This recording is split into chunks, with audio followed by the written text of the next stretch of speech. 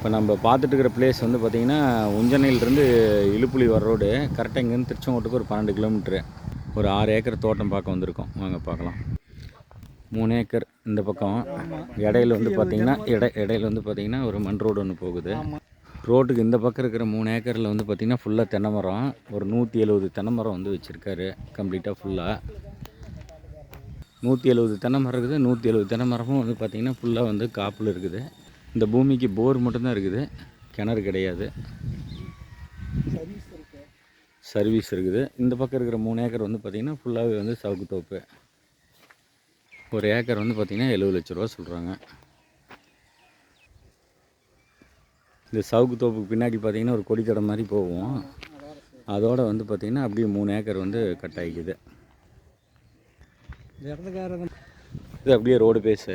இந்த பக்கம் ஒரு 3 ஏக்கரு. இந்த சவுக்கு தோப்பு அப்படியே கம்ப்ளீட்டாக ஃபுல்லாக நல்ல ஒரு அருமையான பூமி.